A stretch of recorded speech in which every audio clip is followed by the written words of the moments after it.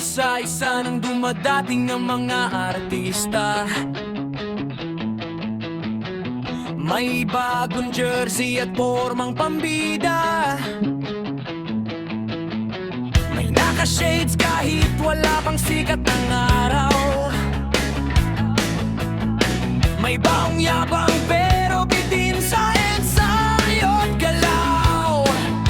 Nagkakagulo kung saan ang ruta, kaya ako na nagsabi, tara sa 360. Biglang nagsigawan, parang may piyesta sa gilid, pero walang bibitaw. Kahit hitay nananakit sa haba ng ruta, biglang tahimik ang tropa.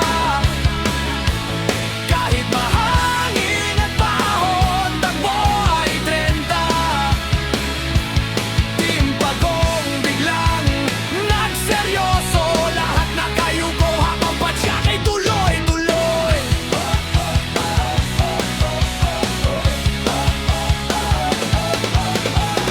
Nag-twinkle-twinkle ang aming bida.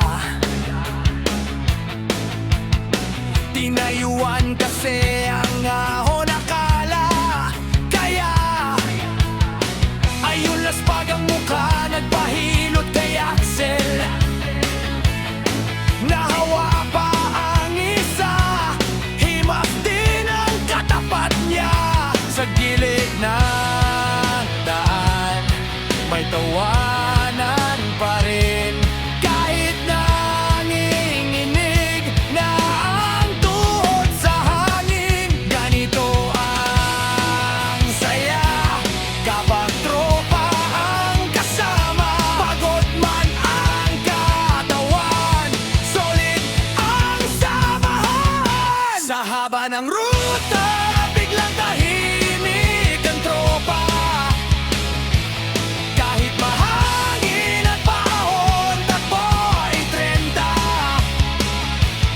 Timpagong hindi nagpapahuli, sa bawat padyak mas lalong tumitindi.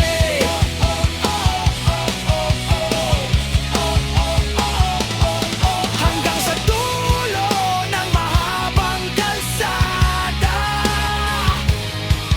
bitbit ang saya at tropang kasama. Pagdating ng uwian, may bagong istorya.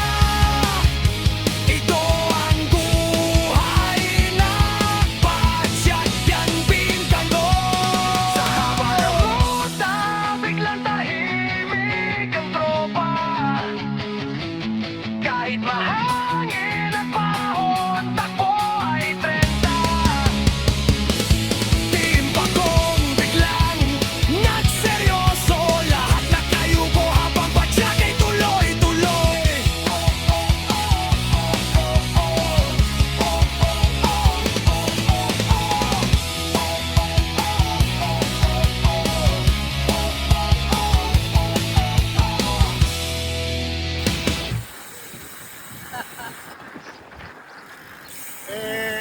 Darwin!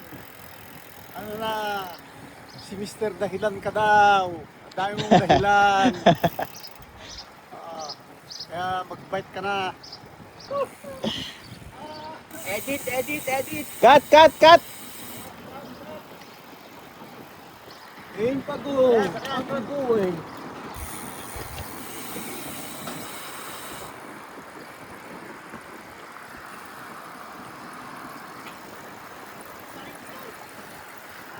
Bago na naman pala helmet nito.